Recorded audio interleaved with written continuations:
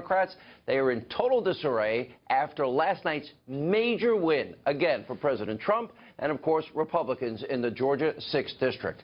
Now, the left has absolutely no idea. They're completely out of touch with you, the American people, as we have been telling you. Plus, we will also expose tonight the biggest conspiracy theorist in the Destroy Trump media. And by the way, all that and more in tonight's very important opening monologue. All right, so the special election last night in the Georgia 6th District was supposed to be a big, huge, monumental moment for Democrats in their effort to resist President Donald Trump. And guess what? Just like with all the other special election races, it turns out to be a major win for the president and a massive, huge disappointment and failure for the Democrats. The Republican candidate, Karen Handel, she ended up beating 30-year-old Democrat Jon Ossoff, the new rock star of the left, who couldn't even vote in the race. Why? He doesn't live in the district. And what's even more embarrassing for Democrats, they spent over $30 million trying to help Ossoff win. It became the most expensive congressional House race in history, and they still came up way short. Now, liberals, actually, they would have been better, served if they dug a big, giant hole and threw all their money in it, or maybe give it to poor people and set it on fire. Anyway, it was a total waste of time and, of course, money from a lot of Hollywood people. And here's why. Democrats, right now, they have zip. They have nothing to offer to you, the American people. They're out of touch with you. And by the way, their ideas are old. They're tired. Every single thing they have tried has failed because, of course, they always believe more government is always the solution for all of our problems. Remember, President Reagan once said, government is the problem. For example, let's take a look at Obamacare. That train wreck is, of course, imploding right before your eyes. Remember, you keep your doctor, you keep your plan, and you save on average per family in America $2,500 per year. Well, the average increase was over $6,000 and $8,000 for American families. And earlier tonight, the president in Iowa slammed the Destroy Trump media and the losing Democrats. Watch this. We will never be intimidated by the dishonest media corporations who will say anything and do anything to get people to watch their screens or to get people to buy their failing papers. They thought they were going to win last night in Atlanta. They thought they were going to win. And they've been unbelievably nasty, really nasty. And they thought they spent close to $30 million on this kid who forgot to live in the community that he was in. I mean, So they raised a fortune for him. They fought like hell. They said they were going to win. All of the television networks, other than Fox, which really has treated us fairly, by the way. They built these studios. CNN. Whoop. Hey, the camera just went off. I can't imagine. It's covered live. The camera just went off. I can't imagine why. This phony NBC television network. They actually had one of the people say, it was a little rainy last night. Maybe that was the difference in Karen's race. If she had lost, they would have been there for weeks talking about this. This would have been the greatest defeat in the history of American politics. When she won, when they said, projected winner is Karen Handel. Then they said, we switch to another program, right? So it was so short. They couldn't get out of there fast enough.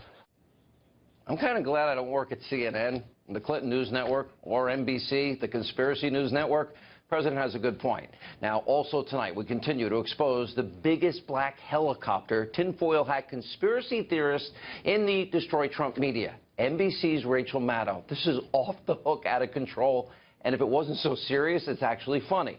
Now, last night, remember, they were expecting a big victory. Results rolling in from the race in Georgia. President Trump mentioned this at the rally.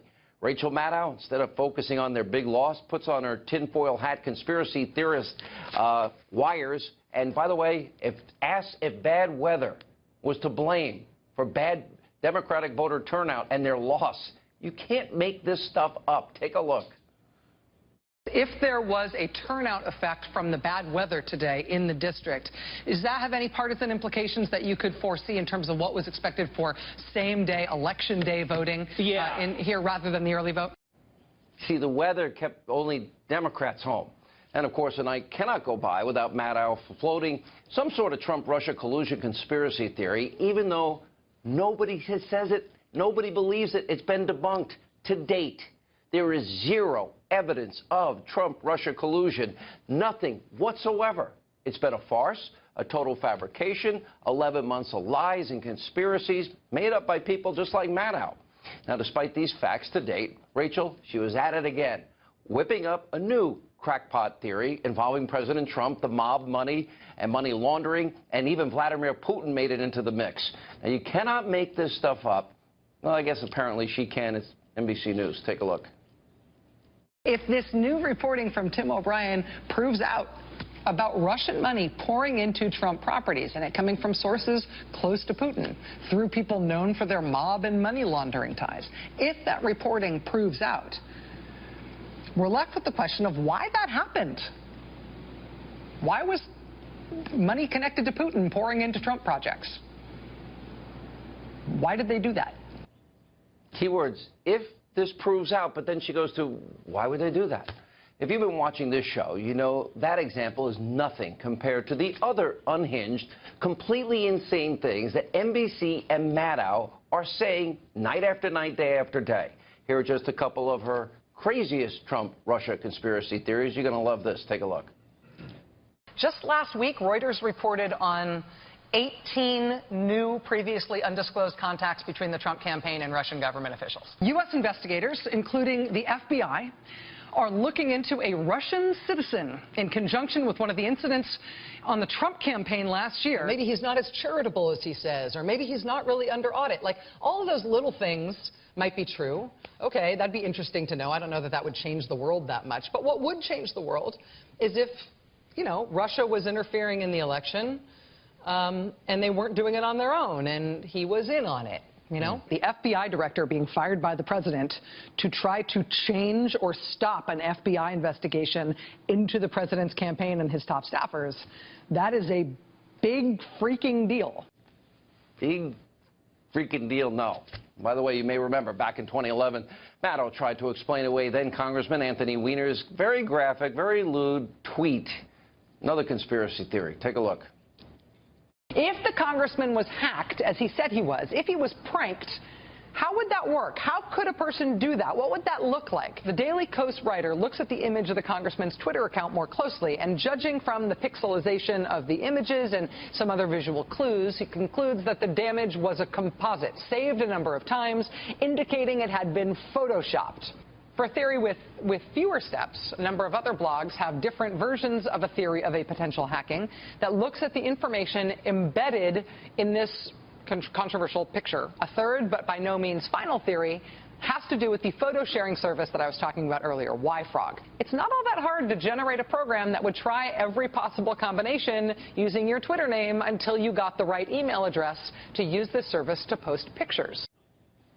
And there wasn't a hacking. Now, of course, there was also the time that Maddow theorized that Republicans may be pushing assassinations as an actual political tactic. Take a look.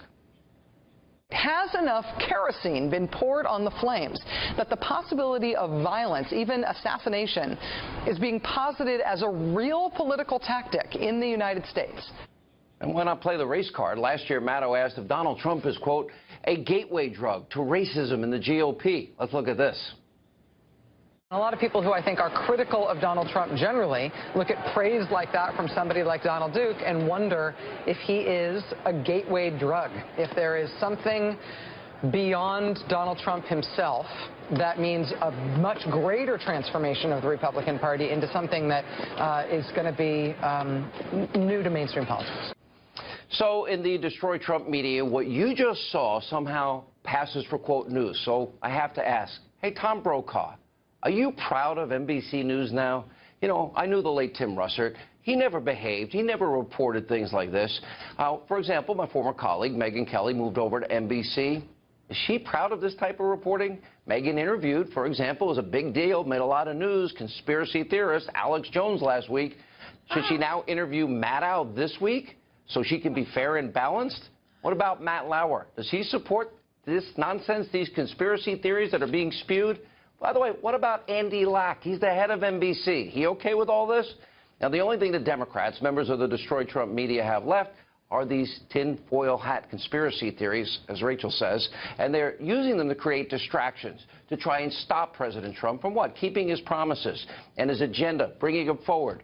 And, of course, we're putting up on your screen right now the key points of the president's agenda. Now, Democrats and the media have proven they're willing to say and do anything to stop the president from enacting that agenda. Enough's enough.